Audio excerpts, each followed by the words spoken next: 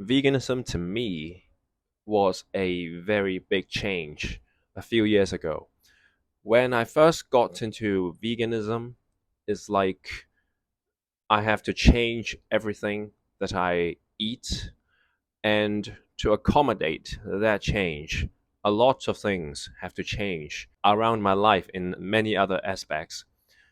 Most notably is the way that you deal with social eating. When I was living alone in back in England, it was easier because I can control what I eat every day if I'm not going out to eat with other people. And it was very hard for me to go out and just not try to not eat whatever they have in the restaurants, and to really pick the things that are vegan.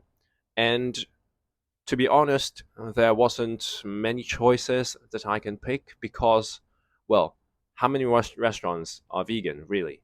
It's like, I mean, I know there are dedicated restaurants, but most of the time when you go out and eat with friends that are not really vegan, they don't really we don't they won't really go to places that are like that. So the social eating part, it was a little bit hard, but when I was living alone, I can really control that because I can just limit the times that I go out and eat with people. And if I'm going out and eat myself, then I can obviously choose um, where I go and what I eat. But eating with other people is really different.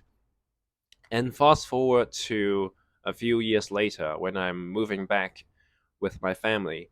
I live in Hong Kong, and Hong Kong is a very small city. And in a city like this, many of us, even if we are adults, we live with our family. So we share the whole place and we eat together like Chinese people. We just eat every night at home, um, and we share our food. And it was real hard for me to stay vegan that way because no one in my household is vegan. So, what do you expect them to do? Chinese culture is something like we make a few dishes and we put on the table and we just share with each other. It's not like I have one dish to myself and they have their dishes. It's not like that. So when the situation is like this, most of the time I will have to get myself a separate dish so that I can just eat that thing on my own while ignoring the other dishes that are on the table, which is really not what uh, because we are the culture itself like this is so ingrained in our society, so we will have to there's a very high social pressure even within the household because I can't just eat every meal by myself, right? And we are all about family values, and we can't just I can't do it in the long term. And obviously I will still have to go out and eat with my other people, with my friends. So when I'm going out and eating with my friends, then obviously the same problem comes out.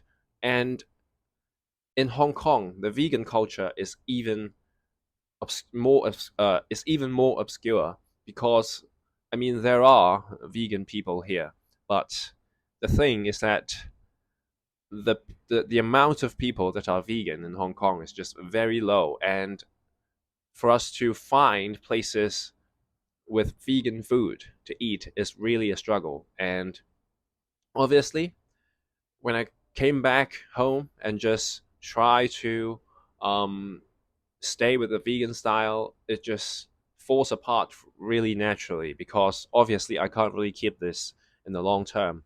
So it was really a nightmare each time you eat with other people. And Honestly, this is what I've been facing um, all the time in my vegan journey since I came back home, because every single meal I was eating with other people. I am eating with other people. So it's very hard for me to separate myself and isolate myself from other people when I'm having a meal together with somebody else.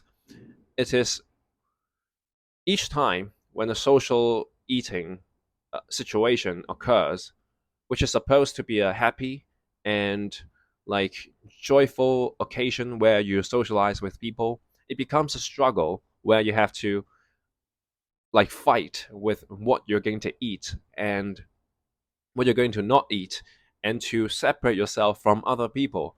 It's just really, really hard for somebody like me, for a Chinese person. I know that there are many Chinese people that are honestly doing this well, and honestly, obviously, there are many other people that are really like getting this vegan style right, even if they don't have friends that are vegans. I know that, but for me, you really have to be dedicated, and I'm not that person. Honestly, I'm just riding on the fad when I am just trying out this vegan stuff. I know the health benefits and the moral benefits that it has.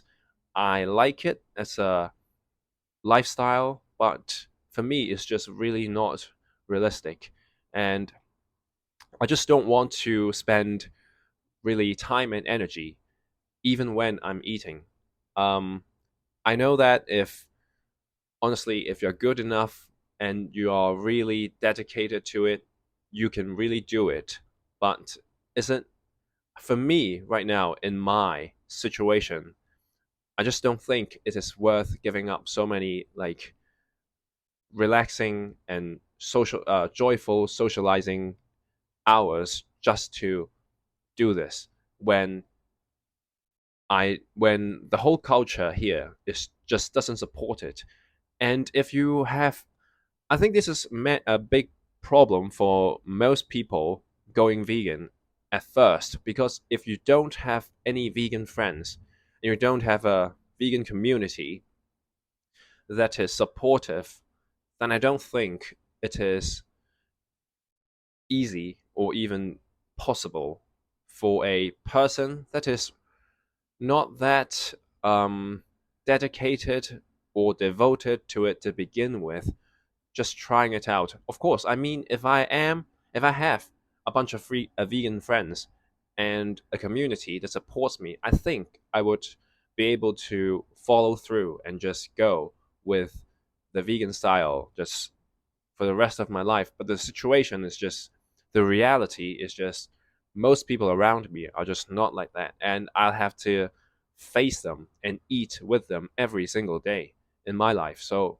I don't think it is doable for me. And the whole process of me trying out to be vegan is just so hard, and it's such a struggle. It's a nightmare rather than anything else. So this is personally why I hated the vegan diet.